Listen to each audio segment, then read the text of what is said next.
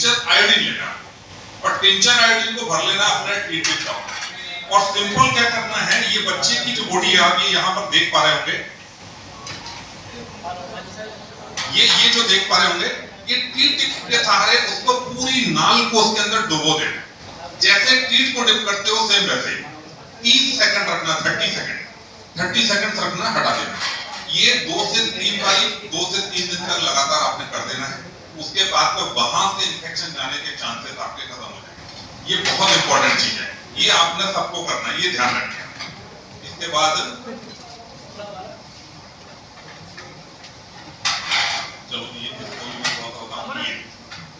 दूध पिलाने का सही तरीका, ये आप सारे लोग समझ लीजिए, बहुत इंपॉर्टेंट है। और क्यों इंपॉर्टेंट है, इसके पीछे साइंस है। हम क्या करते हैं, कुछ लोग बच्चों को जो दूध पिलाते हैं, दूध या मिल्क रिप्लेसर जो भी पिला रहे हैं, वो बड़े बर्तन में रखते हैं, बच्चा ऐसे नीचे सर करके पीता है, वो गलत तरीका। आपने देखा होगा बच्चा जब माँ के थन से भी दूध पीता है तो कई बार क्या करता है, अपने पैरों को ऐसे करके अपनी हाइट को कम कर लेता है और हाइट को कम करके अपने ये ऐसा एंगल बना लेता है, लगभग 45 से 50 डिग्री का एंगल बना लेता है और इस एंगल से दूध को सर्व करता है। ये देखिए, ये जो एंगल दिख रहा है, ये एंगल इंपॉर्टेंट है। ये एंगल क्यों इंपॉर्टेंट है, ये देखिए यहाँ पर एक ईसोफेजियल ग्रूव होता है, यहाँ पर है ना। ये क्या होता है, एक होल होता है, ये होल धीरे धीरे चेंज होता रहेगा और उसके बाद जैसे जैसे इसका 4 पेट होते जानवर के, बच्चे के नहीं होते डेवलप, तो जैसे जैसे इसका रूमेन डेवलप होता रहेगा वैसे वैसे ये छेद ईसोफेजियल ग्रूव बंद होता रहेगा। जब ईसोफेजियल ग्रूव बंद होगा तो जो भी खाएगा पिएगा वो जाएगा रूमेन के अंदर। अभी चूंकि बच्चा है, इसका रूमेन तो डेवलप नहीं है, यदि रूमेन में कोई चीज नहीं तो वो क्या करेगी, वो सड़ेगी। दूध यदि मान लीजिए रूमेन के अंदर चला गया तो वो सड़ेगा। जब बच्चा ऐसे नीचे से पीता है या गलत तरीके से पीता है तो वो रूमेन में चला जाता है दूध और वहां पर सड़ता है, वो बीमारी क्रिएट करता है।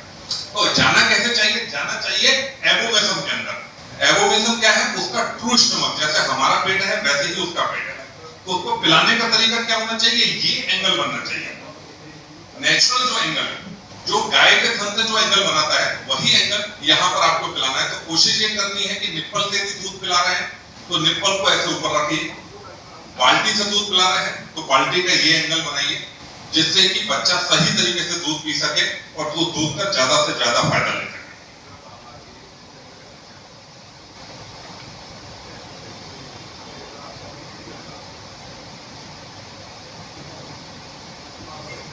दूसरी 2 बीमारी बच्चों में सबसे ज्यादा होती है, एक होता है डायरिया, वाइटिस को बोलते हैं उसको, और दूसरा होता है निमोनिया। निमोनिया होने का एक बहुत बड़ा कारण जो मैं फार्मों पर आमतौर पर जाकर के देखता हूँ, कल भी हमने एक फार्म में जाकर देखा था, तो नॉर्मल जो तरीका वो होता है, आप क्या करेंगे, अभी जैसे बारिश आएगी तो आप क्या करेंगे, काफ का जो केज है उसके ऊपर सारे के ऊपर में एक पॉलिथीन ब्लैक कलर की डाल देंगे, या ठंडी आएगी तो आप उसके पूरे केज को ढक देंगे, पूरे केज को नहीं ढकना है, आप पूरे गेट को ढक देते हैं तो एरेशन ब्लॉक होता है, मतलब वेंटिलेशन, हवा की आवाजाही कम होती है। हम आज इस कमरे में बैठे हैं, यहाँ एसी की हवा चल रही है, एसी क्या कर रहा है, आपको ठंडी हवा फेंक रहा है और आपकी गर्म हवा को बाहर तक नहीं कर रहा है। जी हमारे लिए एसी बंद करना, 15 मिनट के अंदर हमारा बैठना हलाकान है। हम भी बच्चों के साथ बच्चे करते हैं काफ के साथ। जब काफ को एरेशन नहीं होगा, वेंटिलेशन नहीं होगा, एयर एक्सचेंज नहीं होगी तो क्या होगा, उसके फेफड़ों को जोर लगाना पड़ेगा और इस समय उसके फेफड़े कमजोर है। जब फेफड़े ज्यादा जोर लगाते हैं तो उनका इन्फ्लेमेशन यानी उसको सूजन आ जाती है, जिसको हम बोलते हैं निमोनिया। तो ये जो निमोनिया सबसे खतरनाक होता है, बच्चा जोर जोर से सांस लेने पड़ता है, 105 106 बच्चे का टेम्परेचर हो जाता है, दूध नहीं पीता है, 2 से 3 दिन में बच्चा मर जाता है, वो होता है निमोनिया के कारण। तो आपको निमोनिया से बचाना है, बच्चे के केज को डायरेक्ट नहीं ढकना है। आपको लगता है पानी आ रहा है तो किसी शेड के नीचे में रख दीजिए उसको, या ऊपर में कोई शेड लगा दीजिए, ऊपर में कोई तरपाल या कुछ डाल दीजिए जिससे डायरेक्ट पानी उसके ना ऊपर ना पड़े।